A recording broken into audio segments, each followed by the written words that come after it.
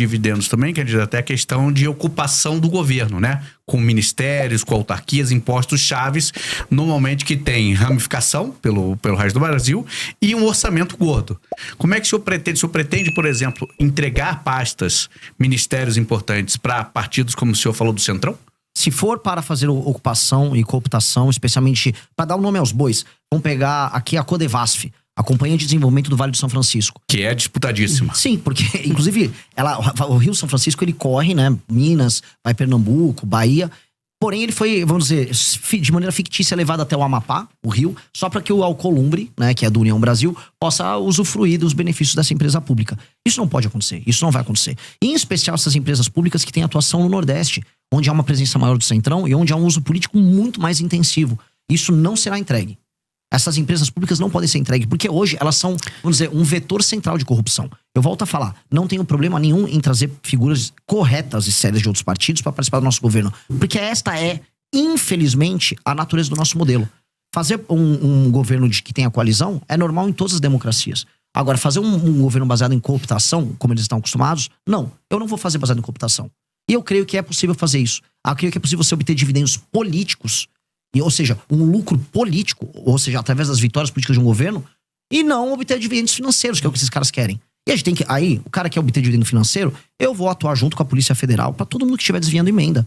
Eu vou conversar com o Supremo Tribunal Federal, que tem inclusive investigações em curso, e nós vamos colaborar para que as emendas sejam investigadas. Porque não pode existir um governo que se baseia na compra e cooptação dos parlamentares. A gente está falando agora de emendas só das obrigatórias, mais de 60 bilhões nesse orçamento anual. E o senhor pretende mexer nesse vespeiro das emendas? Precisa. Como?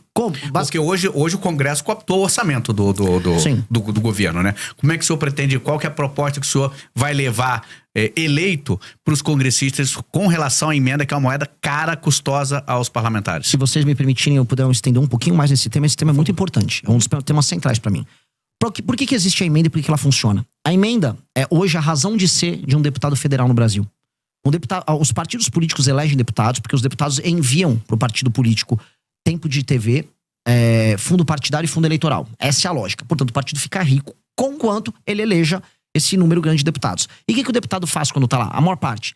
Ele manda emenda para sua base, para inúmeros prefeitos que tocam essas emendas. O que eu chamo de tocar emenda? Ele rouba um pedaço, ele desvia para comprar voto na próxima eleição, trabalha com a cooptação de base usando esse recurso. Esses prefeitos não entregam recursos para pessoas e não trabalham para melhorar a vida das pessoas. Segurança, educação, saúde, saneamento básico. Mas ele, no fim do dia, reelege aquele deputado. É um ciclo. Esse ciclo, que é o ciclo que faz com que o deputado dependa da emenda, esse ciclo precisa ser cortado. E o que nós vamos fazer, que faz parte da nossa grande reforma administrativa? Nós vamos dar o poder para os prefeitos. E como? O fundo partidário e o fundo eleitoral serão determinados pelo desempenho objetivo dos prefeitos com indicadores. E quais são esses indicadores? Melhoria, por exemplo, na cobertura de saneamento básico. Um município que tem 10% de saneamento básico foi para 20%, ou seja, fez linha de esgoto, tal, começou a atender essa área, ele ganha um ponto. Melhorou o desempenho no SAEB do município, ele ganha mais 2 ou 3 pontos. Ele soma esses pontos, pondera pelo tamanho da cidade, aí o partido recebe o fundo partidário e o fundo eleitoral de maneira equilibrada, dada a proporção no município. E, se ele cumpre isso, também ele está autorizado a receber emendas. A emenda só vai para o prefeito que entrega. O prefeito que não entrega, não tem emenda. E o que acontece? Isso acaba com a necessidade e a energia que o deputado federal tem em mandar a emenda para o lugar que não funciona para desviar esse dinheiro. Então, nós podemos muito bem transformar a emenda num sistema de incentivo a bons prefeitos. E aí eu empodero o prefeito, que é quem precisa ser empoderado, e eu tiro o poder do deputado nesse sentido. E aqui você tem uma tensão, essa tensão já existe. A frente dos prefeitos e a turma dos deputados vivem em conflito. E aí eu empodero o poder executivo, que é quem entrega as coisas para as pessoas nos municípios, e eu tiro esse jogo absurdo que tem na mão dos deputados federais, que é um problema. E hoje ainda mais um elemento. O STF está indo para cima das lideranças partidárias que estão usando a emenda do orçamento secreto para comprar voto, para fazer desvio, estão ficando multimilionários. Há uma tensão ali, e essa tensão faz com que as principais lideranças do Centrão hoje estejam com muito medo. Eu vou pegar um governo em que esses caras vão estar com medo. Então aí é o momento da gente negociar. É o momento de baixa deles. Eu já ia perguntar 2 questões sobre isso para entrar na conversa. Primeiro, como é que vai combinar com os russos? Como é que vai combinar aí para não ter, né, digamos assim, uma devolutiva? A gente já viu como é que fica a questão de um governo que não tem viabilidade dentro do Congresso para gerir. E segundo, toda a emenda parlamentar é ruim? Nem toda emenda parlamentar é ruim. A emenda que é obrigatória e que ela é cumprida de maneira transparente, ela pode entregar um papel. Agora, a emenda do orçamento secreto, ela é ruim. A emenda do orçamento secreto, assim, nada que precisa necessariamente ser secreto vai ser bom. Tanto que as entregas do orçamento secreto são sempre meio secretas também. O cara nunca divulga exatamente. E aí você vai procurar, você encontra empresas de familiares de parlamentares, empresas de familiares dos prefeitos. Empresas fantasmas. E empresas fantasmas de toda Mas sorte. não há um risco, por exemplo, dessa questão da governabilidade, o Congresso dar uma resposta em relação a isso, porque até agora não mostraram interesse nenhum, tanto na transparência quanto na questão de abrir mão dessas emendas. Ao contrário, só aumentam. Mas aí você vai precisar de um presidente da República que não tenha rabo preso com ninguém, que tenha força e capital político, e que vai gastar o seu capital político fazendo essa medida, que é uma medida não de governo, é uma medida de Estado. Essa é uma medida que altera o Brasil. Eu vou te dar um exemplo simples. Houve um presidente da República que já atendeu, vamos dizer, que já atacou o interesse do Centrão uma vez, de uma maneira muito clara, que colocava prefeito do Centrão na cadeia. Foi o Fernando Henrique Cardoso passando a lei de responsabilidade fiscal. Ora, o Fernando Henrique Cardoso conseguiu isso nos anos 90. Nós podemos conseguir isso também. Ou seja, se eu ganho a eleição presidencial e eu vou pra cima do enfrentamento ao crime organizado, a gente pode ver que tanto com o Bukele, o próprio Milei teve um pouco desse efeito, você ganha popularidade, você ganha capital político. A questão é, o que o presidente da República faz com o capital político que ele acumula? Alguns ficam, não, vou manter o tempo todo, que eu tenho que pensar na próxima eleição de prefeito. Se eu acumular esse capital político de popularidade e de respeitabilidade, eu vou gastar ele todo fazendo uma reforma que altera a dinâmica da política do Brasil. Porque isso vai impactar na qualidade das prefeituras, para a vida das pessoas nas cidades serem melhores, e vai mexer no sistema político para que o Centrão perca parte desse poder. Isso precisa ser feito. E eu vou ter apoio de inúmeros partidos. Veja, mesmo alguns partidos do Centrão vão preferir o meu modelo. Nem todo mundo no Centrão quer operar com esse modelo. Prefere um modelo, por exemplo, mais municipalista. Eu tenho certeza que se eu conversar com o Kassab, que é do PSD, ele vai preferir esse modelo. Então não é todo o Centrão que quer viver disso. Isso aqui é um modelo que o baixo clero do Congresso adotou, que é a forma que permite que um deputado, em geral, semi-analfabeto, burro, pouco comprometido com o funcionamento da cidade dele, desvie grana, põe um dinheiro no bolso e se reeleja com a compra de voto. Ou seja, o Brasil está sendo tomado por parlamentares e administrado por parlamentares absolutamente corruptos. São eles que não deixam o Brasil andar. E são eles que a gente vai combater. Então, mesmo dentro do parlamento, há quem seja contra. E nos prefeitos na sociedade civil, isso é facilmente, vamos dizer, isso é fácil de explicar e eu vou conseguir convencer. E eu vou gastar meu capital político com isso. Agora, candidato, o senhor falou e citou o presidente de El Salvador, o Bukele. O que o senhor vê nele? Ou o que o senhor se inspira?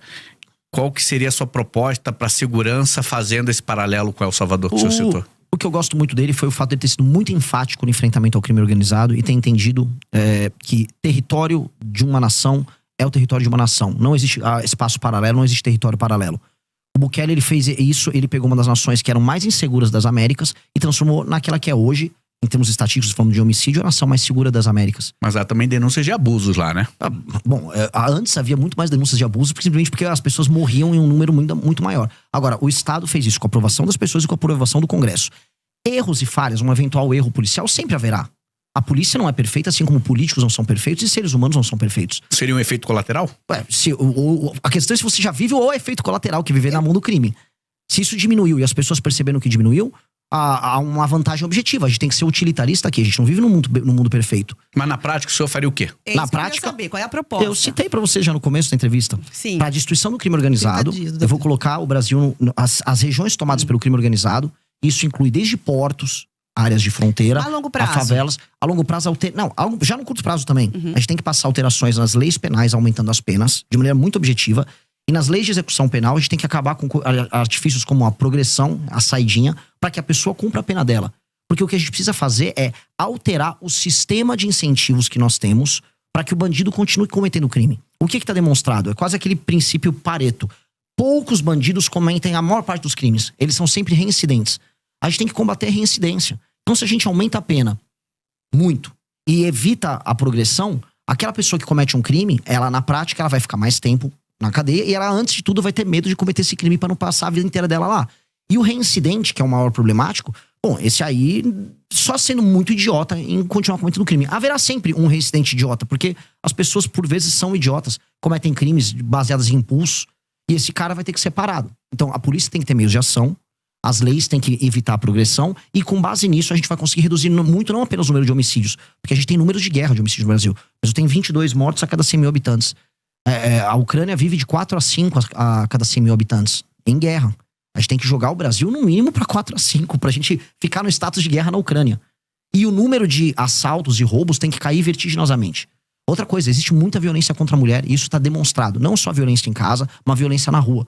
Foi entendida a mulher como uma pessoa que tá num status mais frágil para receber um homem que vai botar uma arma, ela entrega as coisas. Os crimes de natureza sexual estão aumentando com relação às mulheres e a sociedade está ficando escandalizada com isso. É uma sensação de segurança geral. Então isso precisa ser dado de volta para as pessoas. Nominalmente, a gente tem o direito de ir e vir. Agora, eu duvido que minha irmã sinta que ela tem o direito de ir e vir na sociedade brasileira. O direito de ir e vir de uma mulher brasileira, ele é mitigado, ele é reduzido. O direito de vir uma pessoa que só quer andar com o celular dela no meio da rua e trabalhar, porque isso aqui é um instrumento de trabalho e não um objeto de luxo, também tá dirimido. Então, eu tenho que dar à pessoa de volta os direitos fundamentais. Isso é um direito de garantia fundamental. Em grande medida, é isso que o Bukele ele garantiu para as pessoas de El Salvador. Por que ele teve uma votação tão alta? De maneira muito clara. Porque as pessoas sentiram que elas recuperaram direitos fundamentais. O direito de ir e vir faz parte do princípio da liberdade. A liberdade de vir, a liberdade de expressão. E ela foi entregue para essas pessoas. E isso para as pessoas dão um valor muito grande. Então, o brasileiro precisa ser devolvido o seu direito de ir e vir. Agora, como é que o senhor pretende, por exemplo, combater o feminicídio que o senhor está citando aí, que tem uma natureza de crime de dentro de casa, da pessoa próxima, de um marido, de um ex-marido, de um namorado? Como combater esse crime? É só aumentar a pena? O aumento de pena ele tem um efeito cascata sobre praticamente todos os crimes. Tirando alguns crimes que são cometidos por pessoas que agem de maneira doentia e irracional. Mas o senhor pretende aumentar? Você precisa ter, lógico, mas todas as penas no Brasil concernentes à violência, elas precisam ser aumentadas. E mais, todos os reincidentes, porque em geral, o homem que bate na mulher em casa, ele faz isso de maneira reincidente. Ele cria um sistema abusivo de relação com ela. E, em geral, quando você pega o passado dele, também costuma ter essas relações abusivas com as mulheres anteriores. Então, se esse cara tiver passagens pela polícia, por ser um reincidente, por ter tomado uma condenação antes, aí a situação dele piora bastante. É lei e ordem. E aí a gente pode trazer, por exemplo, sistemas de fiscalização. Hoje, São Paulo, é uma coisa que a gente tem que trazer pro Brasil inteiro. Existe um sistema de câmeras, né? O Sampa... Smart Sampa, desculpa. Ainda bem que você lembrou, ótimo. O Smart Sampa, ele reconhece o rosto das pessoas. Você reconhecer o rosto de um marido agressor que recebeu denúncias e você poder abordar ele com a polícia na rua, facilita isso. Infelizmente, agora o Brasil tem que tomar um banho de lei e ordem. E esse é um elemento que eu preciso que as pessoas que estão nos vendo entendam. Primeiro começa com lei e ordem. Você não institui uma disciplina que vira cultura apenas educando. Primeiro você tem que ter uma norma, a norma vem com a sanção. Isso se transforma em disciplina, e depois a disciplina vira cultura. Um tipo de um exemplo que não tem a ver com violência, mas tem a ver com cultura. Há uma cidade que eu visitei no Rio Grande do Norte chamada Acari. Lá durante o Império, você veio um decreto lá na prefeitura de Acari e avisou, olha, se você não varrer e não cuidar, não deixar limpa a fachada da sua casa, você vai tomar uma multa. Tô falando do século XIX, período imperial. As pessoas tinham medo da multa, aquilo se tornou um costume, do costume virou uma cultura, da cultura virou orgulho. A cidade é um brinco até hoje. Singapura era assim, uma cidade de pescadores destruída, um local muito pobre com brigas étnicas entre religiões diferentes e matrizes étnicas diferentes. Veio uma liderança, essa liderança estabeleceu lei e ordem de maneira muito intensa. Da lei e ordem veio a cultura, e da cultura veio uma grande nação. A gente vai ter que começar, a meu ver, com lei e ordem. Precisa ser com lei e ordem. Candidato, seguinte, tem que estar se aproximando aqui dos 10 minutos finais. Eu quero falar sobre economia, acho que é um tema importantíssimo de ouvir o que você pensa, o que o senhor pensa aí para a economia na presidência do país. Vamos lá. O Brasil é um país que ele é extremamente injusto para com quem trabalha e produz. Se você tá nos ouvindo agora e tá indo pro trabalho, tá rodando de Uber, tá fazendo uma entrega, tá em casa produzindo alguma coisa pra mandar pra fora, muita dona de casa faz isso. Você entende que você trabalha, você fica uma parte pequena do fruto do seu trabalho. E mais, você se sente injustiçado porque você vê uma massa cada vez maior de pessoas que recebem benefícios e você fala, poxa, às vezes eu sou pobre, tô ganhando pouco, uma pessoa tá recebendo um benefício sem merecer. Ou um juiz tá ganhando um penduricalho gigantesco, tirando 200 mil reais por mês. Ou eu vejo uma grande empresa recebendo benefício fiscal e aí acaba nem entregando o serviço. Você fala assim, pô, o que tá acontecendo? Eu estou sendo um otário. E sim, se a gente olhar na letra fria da lei, o brasileiro comum que trabalha e produz é um otário. E isso tem que ser invertido. A nação brasileira tem que ser amiga de quem trabalha e produz. E isso tem que ser alterado urgentemente. Isso funciona desde o Pacto Federativo, que pune estados que trabalham e produzem, que pagam mais impostos, tá, até o cidadão pequeno, que é um entregador. As pessoas mais pobres pagam mais impostos. E onde eu vou começar? Eu e o nosso deputado federal do Partido Missão, Kim Kataguiri, a gente já protocolou uma PEC que faz a grande reforma fiscal brasileira, que mexe desde renúncias fiscais fraudulentas que existem no Brasil, até super salários, até penduricalhos do judiciário, até aposentadorias exageradas de militares e membros também do judiciário, mexe também em emendas parlamentares, ou seja, ela vai mexer em inúmeros temas, inclua aí, até peço, inclusive eu faço um desafio para os próximos pré-candidatos, porque eu falo aqui, tem que ter uma outra reforma da Previdência, haverá e vai precisar ser feito, a nossa já inclui, e eu quero ver os outros falarem, porque se não falar e ficar escondendo na campanha de desonestidade, também deixou esse desafio, porque não vai poder continuar mantendo o BPC, que é o benefício de prestação continuada, da forma como tá, crescendo como tá, vai estourar as contas públicas, a gente vai precisar normatizar isso, existem muitas fraudes envolvendo isso, e com isso eu preciso achar 200 a 300 bilhões de corte de gasto no orçamento. Aí a pessoa, pô, o que isso resolve? Primeira coisa que resolve, a curva de dívida do Brasil diminui, isso é muito importante, e aí eu vou poder baixar os juros. E aí as pessoas vão começar a ver que o dinheiro delas vale mais. As pessoas vão poder pegar empréstimos, as pessoas vão poder fazer financiamento, as empresas vão poder se financiar. E ao regular isso, aí a gente começa a ter espaço para investir, com marcos regulatórios que eu vou incluir junto, ligados a aumento de competitividade, maior liberdade laboral, maior investimento em infraestrutura, especialmente infraestrutura de estradas e rodagens. O caso de vocês no Paraná é o mais bizarro, é um dos estados mais ricos do Brasil e as estradas são horrorosas. Eu quase morri vindo de Cascavel para Ponta Grossa. É meio assustador um negócio desse, porque eu não estou falando, eu não estava na Paraíba, eu não estava no interior do Maranhão, eu estava no Paraná, um lugar que paga a conta do Brasil. E, pois bem, no Paraná as estradas são piores que as estradas do Ceará. Eu vi isso, e isso é absolutamente ridículo. Então, como resolver isso? Fazer essa economia que eu falei, e aí vai sobrar dinheiro para investir em energia e investir em estrada, que é basicamente infraestrutura para o Brasil.